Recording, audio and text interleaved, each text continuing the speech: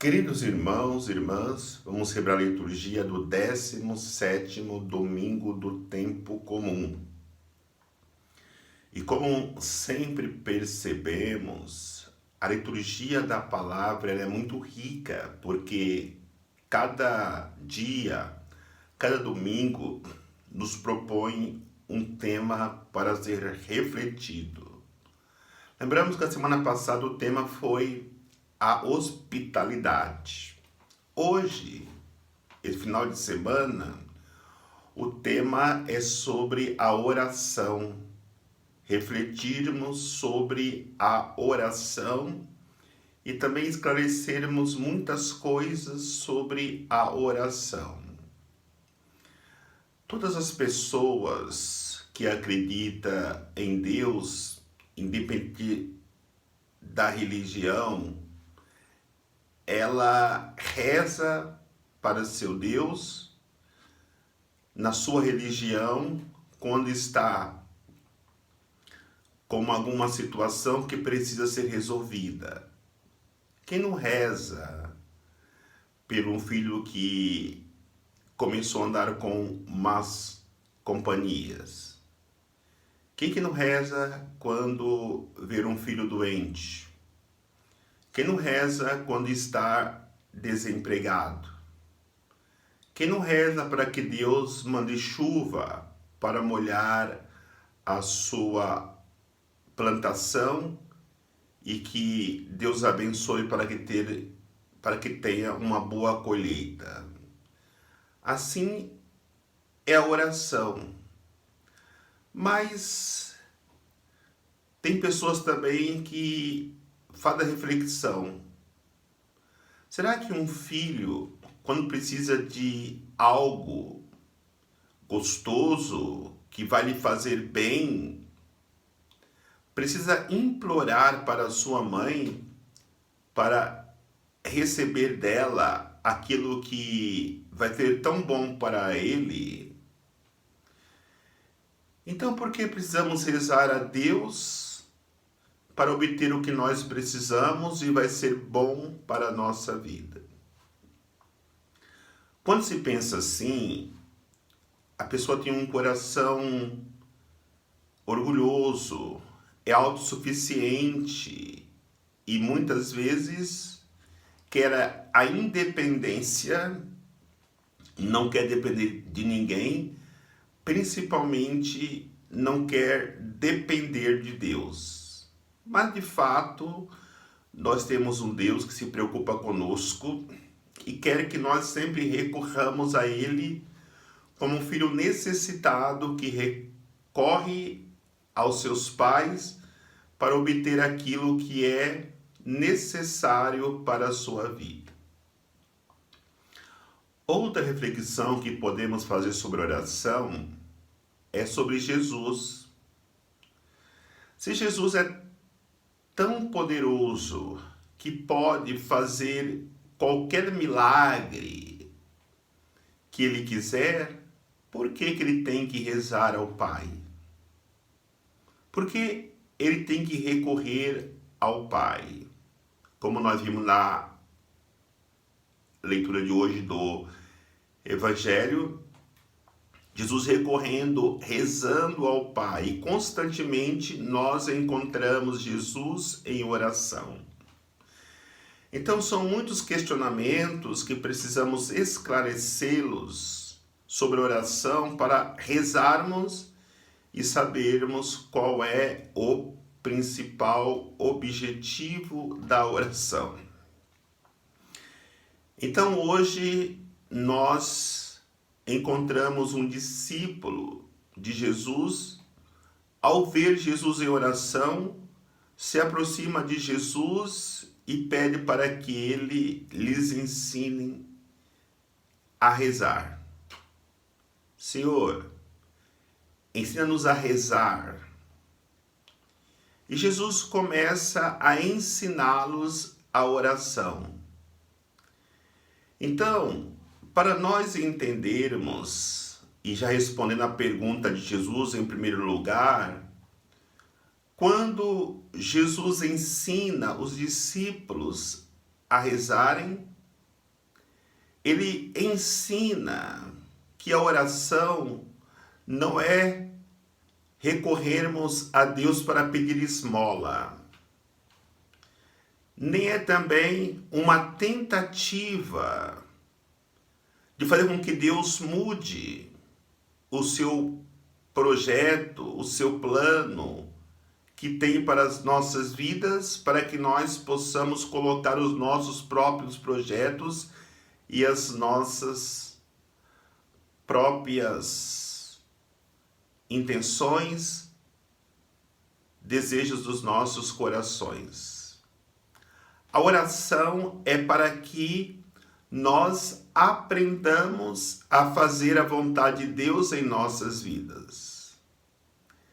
Por isso, a oração é feita para que o projeto de Deus, para que a vontade de Deus seja realizada em nossas vidas. Mas, no entanto, nós não temos forças para que deixemos que esse projeto se realize. Por isso pedimos na oração forças. Pedimos na oração a graça de deixarmos acontecer a vontade de Deus em nossas vidas. Então não é para mudar a vontade de Deus, mas para que tenhamos forças para que deixemos que o reino de Deus aconteça em nossas vidas. O próprio Jesus rezava para isso. Ele rezou aquela vez: Senhor, que não faças a minha vontade, mas a tua. Se for a tua vontade, que se passe esse cálice. Mas, no entanto, não se faça a minha vontade, mas a tua vontade. Toda a oração de Jesus é voltada para fazer a vontade de Deus e encontrar em Deus forças necessárias. Aí nós encontramos na oração do Pai Nosso, que muitos a considera a oração mais bela, mais perfeita, até mesmo do que a Ave Maria, do que a Salve Rainha, do que a oração do creio, do credo. Mas, na verdade, a oração do Pai Nosso é uma oração que Jesus ensinou aos seus discípulos como caminho e perfeição para vivermos o cristianismo em sua plenitude. E quando vivemos o cristianismo em sua plenitude, nós vemos também profundamente a vontade de Deus em nossas vidas. Então, quando ele ensina a rezar, Pai, ele quer nos ensinar que não devemos recorrer a Deus como um patrão ou como um general de um exército que vai dar para o que pede somente como uma obrigação. Não, Deus é amor, Deus é Pai. Ele vai nos dar sempre quando, como filhos, chamamos Ele de Pai. Porque Deus não é um rei que fica lá no céu e só pode se aproximar dele aquele que é patrocinado por um santo. Não. Nós podemos recorrer diretamente ao Pai, porque a oração, esse diálogo do Filho com o Pai. Santificado seja o vosso nome. É muito bom nós entendermos isso, porque o nome de Deus não é santificado quando batemos palmas para Ele, quando nós cantamos bonito para Ele, quando colocamos uma nota de R$100 na cestinha. Não é nesta hora, não é nesse sentido que nós somos chamados a santificar o nome de Jesus, o nome de Deus. O nome de Deus é santificado quando nós percebemos uma pessoa paralítica e começa a andar. Um Deus é santificado quando uma família está destruída e essa família é restaurada. Quando um casal está separados e eles se reconciliam. Quando uma pessoa pede perdão do ódio, da mágoa do seu coração e experimenta o perdão do irmão, de Deus, é nessa hora que o nome de Deus é santificado. Venha a nós o vosso reino. Nós sabemos que o reino de Deus está meio escondido no mundo de hoje, porque infelizmente o que reina é o reino de Satanás. E o pior, muitas vezes reina no coração do homem. Por isso, quando falamos e rezamos, venha a nós o vosso reino, nós pedimos e rezamos para que o reino de Deus aconteça, destruindo a injustiça, destruindo o ódio, destruindo os ciúmes, destruindo a inveja, destruindo a vingança. Na hora que nós rezamos para que o reino de Deus venha, e nós trabalhamos para que esse reino realmente se instaure, não só no mundo, mas no coração do homem, o reino de Deus, ele vem. Porque quando ele vem, ele destrói tudo isso que eu acabei de dizer.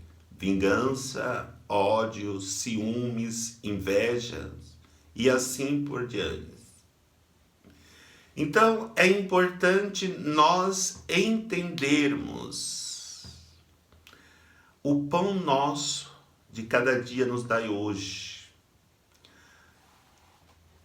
Temos a ideia errada de quando pedimos o pão para Deus, esse pão vai cair do céu e nós não precisamos fazer nada. Muitas vezes falamos: olha, eu pedi para Deus e Ele não me deu. Não, não é assim. Deus, Ele não abençoa a preguiça. Quando pedimos o pão, como também tudo aquilo que é necessário para nós, o pão, a veste, a água, a saúde, nós precisamos trabalhar para produzir. Então o que acontece? Deus, ele vai abençoar o nosso trabalho, vai abençoar as nossas necessidades, para que tenhamos forças para trabalharmos e obter o necessário. E além disso, não podemos pedir o pão só para nós. Por isso que dizemos lá no Pai Nosso, o pão nosso de cada dia. Então, além de eu pedir o pão para o irmão, e se Deus me der em abundância, eu tenho que partilhar esse pão com o irmão necessitado, aquele que precisa. Perdoai as nossas ofensas, assim como nós perdoamos a quem nos tem ofendido. As pessoas podem até rezar outras orações, com ódio no coração, com uma arma de fogo na mão, mas jamais pode rezar o Pai Nosso com ódio no coração ou com uma arma de fogo na mão. Por quê? Porque a oração deixa clara: perdoai as nossas ofensas, assim como nós perdoamos a quem nos tem ofendido. Porque todos nós pecamos, todos nós ferimos o outro, como dizia Gandhi, né? Se nós formos aplicar o ditado olho por olho, dente por dente, daqui a pouco todos nós estaremos cegos. Porque todos nós erramos. Não sobrará ninguém. Lembra que Jesus disse? Para aqueles que acusavam a pecadora, que estivessem em pecado, que lance a primeira pedra. Ou seja, se formos aplicar o olho por olho, dente por dente, vai estar todo mundo sem dente, vai estar todo mundo cego. Porque a oração do Pai nos ensina a perdoar exatamente por isso. E também, não deixeis cair em tentação, mas livrai-nos do mal. Quando Jesus nos ensina a rezar, pedindo que nos livre da tentação, não é uma questão de coisas pequenas. A maior tentação é nós deixarmos a doutrina cristã com a sua riqueza do evangelho e abraçarmos a doutrina do mundo com a sua maldade, com o seu pecado. Infelizmente, é o que acontece no mundo de hoje. O que é verdade, as pessoas classificam como mentira.